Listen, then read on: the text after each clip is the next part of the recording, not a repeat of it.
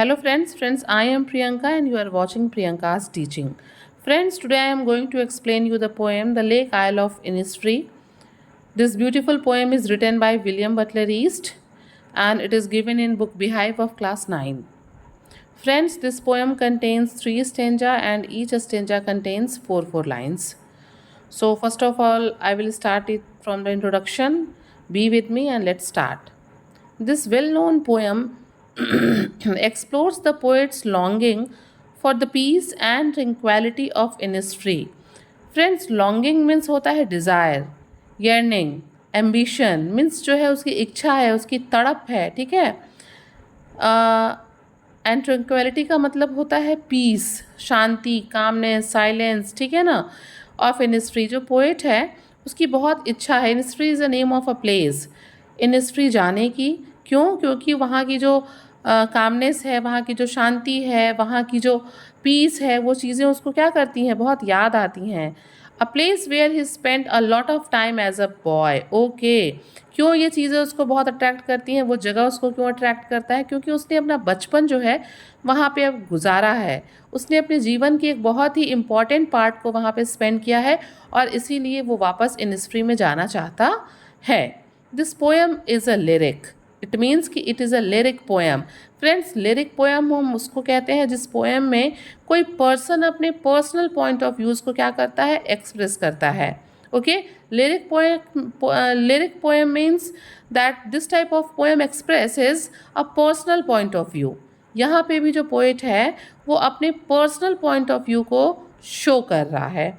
Okay friends, Innisfree is a place on an island, ठीक है ना, जो बहुत ही शांत है, जो बहुत ही काम है, जो बहुत ही साइलेंट है, जहाँ पे पोएट जाना चाहता है. क्यों जाना चाहता है? क्योंकि उसने अपने जीवन के एक हिस्से को वहाँ पे बिताया है. It means the introduction is saying that the poet had spent his childhood in that place and he has very sweet memories of that place. उसके पास जो है उस जगह की बहुत सी मीठी अच्छी यादें हैं. That is why he wanted to go back to the lake island of Innisfree, और इसीलिए वो वापस वहाँ पे जाना चाहता है. इट मीन्स कि at present the poet is not living in that place but he want to go back at that place. Okay, now I am going to do thorough reading of the poem. I will arise and go now and go to Innisfree, and a small cabin built there of clay and wattles made. 9 bean rows will I have there, a hive for the honey bee, and live alone in the bee loud glade. And I shall have some peace there, for peace comes dropping slow, dropping from the vales of the morning to where the cricket sings. There midnights all a glimmer, and noon a purple glow, and evenings full of the linnet's wings. I will arise and go now, for always night and day I hear the lake water lapping with low sounds by the shore. While I stand on the roadway or on the pavement's grey, I hear it in the deep heart score. Friends, आप यहाँ पे देख सकते हैं यहाँ की जो rhyming scheme है, इस पोएम की जो राइमिंग स्कीम है वो ए बी है. आप देख सकते हैं, ठीक है, ए बी. यहाँ पे जो राइमिंग स्कीम है वो ए बी है. Okay, free, bee, made, glade, slow, glow, sings, wings, day, grey, shore and core. The rhyming scheme is ABAB and you can see that the figure of speech is आप यहाँ पे alliteration देख सकते हैं. देखिए, letter जो है आई जो है यहाँ पे रिपीट हो रहा है. आप यहाँ देख सकते हैं बार बार आई आया हुआ है, आई आई आई आई, तो ये आई का रिपीटिशन एलिट्रेशन को शो करता है. आप यहाँ देख सकते हैं हाई वैन हनी में एच रिपीट हुआ है, जिसकी वजह से भी यहाँ एलिट्रेशन है. You can thus repetition also in stanza 1 and 3. The first line, I will arise and go now. I will arise and go now. It shows the repetition figure of speech. You can also see the personification जहाँ पे morning को जो है personified किया गया है, लिखा गया है मॉर्निंग को कि dropping from the wheels of the morning. Morning को यहाँ पर्सोनिफाइड किया गया है, तो यहाँ पे पर्सोनिफिकेशन भी है। और एक चीज़ और आप देख सकते हैं, वेल्स, यहाँ पे क्लाउड्स को वेल्स की तरह बताया गया है, घूंघट की तरह से। तो यहाँ पे आपका यहाँ पे जो है मेटाफर है। Okay, you can see that alliteration, repetition, personification and metaphor parts of speech is there in this poem. Now I am going to explain you the poem stanza wise. Okay,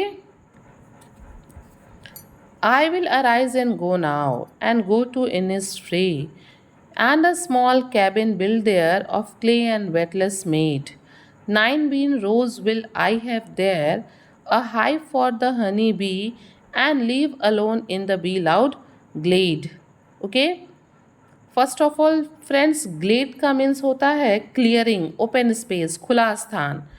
वेटल्स means होता है twisted sticks for making fences. हम घर के चारों तरफ जो है एक चौहद्दी बनाने के लिए, दीवार बनाने के लिए हम जिन लकड़ियों का यूज़ करते हैं, दैट इज़ कॉल्ड द वेटल्स।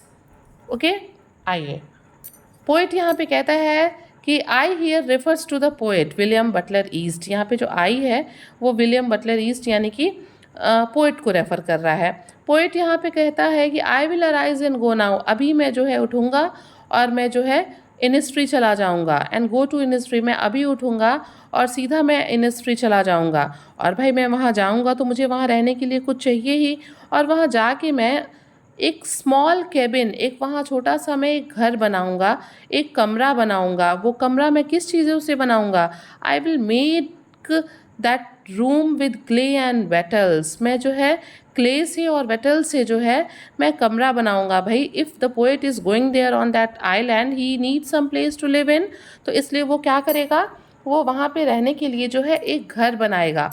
और जब वो वहाँ रहेगा, घर को बनाने के लिए उसे क्ले और वेटल्स चाहिए, तो obviously for surviving he need something to eat, उसको ज़िंदा रहने के लिए कुछ खाने के लिए भी चाहिए। और इसीलिए पोइट कहता है कि मैं वहाँ पे 9 रोज़ में क्या करूँगा, बीन्स ग्रो करूँगा, और मुझे वहाँ पे बीहाइव से जो है कुछ क्या मिल जाएगा, हनी बीज में मिल जाएंगी, जिसका यूज़ करके मैं, जिसको मैं खाऊँगा, जिसे उन बीन्स को मैं खाऊँगा। And live alone in the bee loud glade, और मैं वहाँ पे रहूँगा बिल्कुल शांत जगह पे, खुले स्पेस में, जहाँ पे क्या होगा, जहाँ पे बीज का जो है मुझे एक ग्लेड, उनकी एक आवाज़ सुनाई देगी, बीज की एक जो उनकी भनभनाने की आवाज़ होती है वो मुझे सुनाई देगी। So friends, the poet is saying that वो तुरंत उठेगा and he will go to the Innisfree, वो कहाँ चला जाएगा, उस जगह पे चला जाएगा, आइलैंड पे चला जाएगा, इनिस्ट्री पे चला जाएगा, ठीक है। And he will make one cabin there, he will make with one room with clay and wattles, as he needs some food to eat also, so he is saying that he will grow 9 rows of beans near his room, and also he will get honey from the honey beehive. Okay, वो कहता है कि मैं beans को उगाऊंगा और वहाँ पे जो है मुझे बीहाइव से हनी भी मिल जाएगा, ठीक है।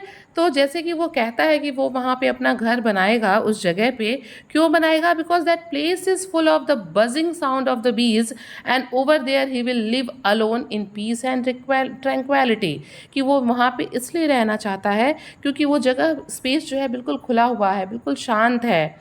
वहाँ पे मधुमक्खियों के बीज की एक बजिंग साउंड आती है जो उसको बहुत प्लीजेंट लगती है। And now he has decided that he will leave the city and he will go back to the Innisfree. Now come on the next stanza. And I shall have some peace there, for peace comes dropping slow. Okay, friends, इस line में जो poet है वो कहता है, in this stanza the poet is saying that he will go to Innisfree and he will feel peace there. वो वहाँ पे शांति फील करेगा, ठीक है ना।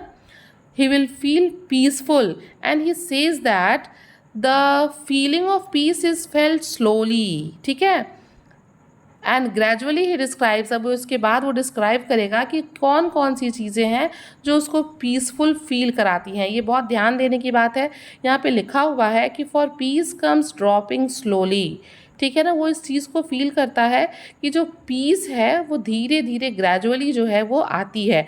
मीन्स कि when he will go to the Innisfree, he will feel peace there, and he says that the feeling of peace is felt slowly and gradually.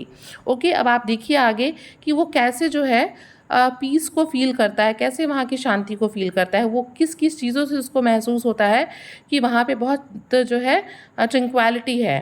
Dropping from the veil of the morning to where the cricket sings, वो कहता है कि सुबह जो आसमान में बादल लगे रहते हैं वो आसमान की रोशनी को बिल्कुल वैसे ही ढके रहते हैं जैसे कि एक औरत घूंघट से अपने मुंह को ढके रहती है। तो सुबह का जो बादलों का ढकना है वो उनको बहुत ही क्या लगता है, उनको पीसफुल लगता है। Okay, where the cricket sings, friends यहाँ पे क्रिकेट जो है वो गेम वाला क्रिकेट नहीं है, बल्कि एक इंसेक्ट है जो ग्रास हॉपर की तरह होता है, उसके पैर बहुत छोटे होते हैं। तो कहता है कि उसकी जो आवाज़ हो है, जो क्रिकेट्स के सिंगिंग की आवाज़ है, वो उसको पीसफुल लगती है, वो उसको अट्रैक्ट करती है, उससे वो खुश होता है।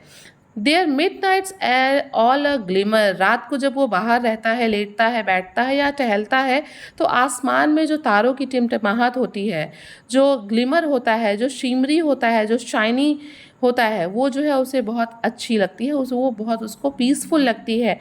And Noon a purple glow, और दिन में जब धूप निकलती है और पानी की वजह से जो है जो दिन जो है जो पर्पल लगता है, जो ग्लो करता है, चमकता है, वो चीज़ें उसको बहुत पीसफुल लगती हैं। An evening full of linnets wings, linnet is a small word या बर्ड, वो एक ग्रे कलर की छोटी सी चिड़िया है।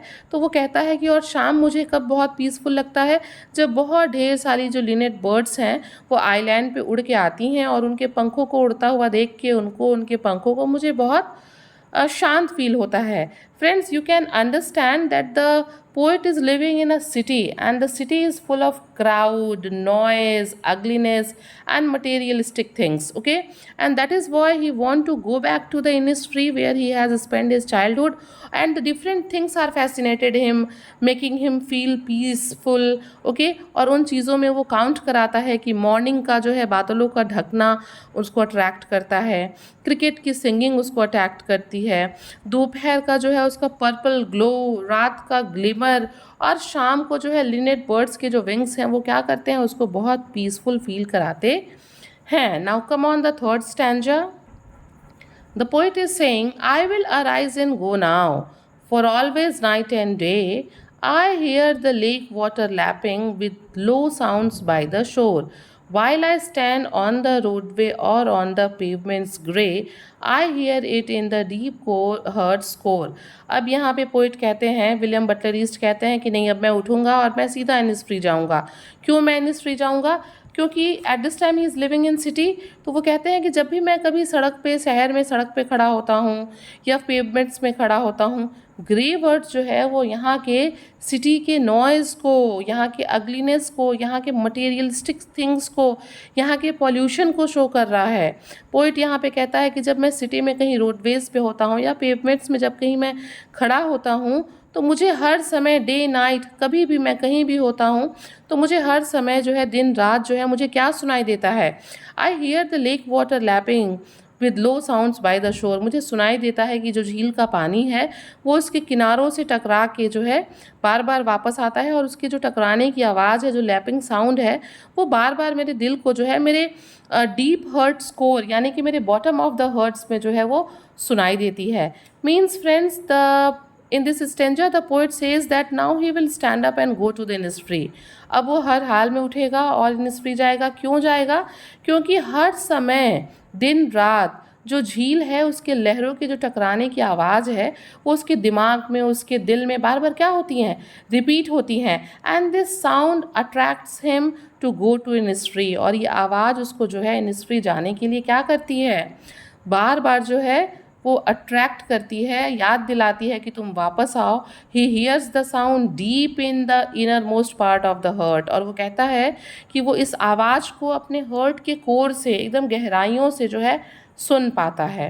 ओके फ्रेंड्स, आई थिंक कि you can understand that the poet has spend a very important part of his life, childhood, spent in the Innisfree. He loved the peace, calmness and tranquility of that place. At this time he is not living in that place, and that is why he go back there. इसीलिए अब वो जाना चाहता है। We can say friends, so friends, the moral of the poem is that the poem suggests that the nature is a healer of the soul while city life is full of ugliness and materialism. ठीक है, वो nature को जो है वो क्या बताता है, वो हीलर बताता है कि अगर हमें कोई पेन है तो नेचर एक तरह का क्या है, मेडिसिन है, एक तरह का डॉक्टर है। Okay, the poet longs to escape to nature's place. Okay, और वो क्या करना चाहता है, इसीलिए वो भाग के एक प्राकृतिक वाले स्थान पे जाना चाहता है। Friends, if you like the poem, if you like the explanation, please do share to others and very thank you for watching.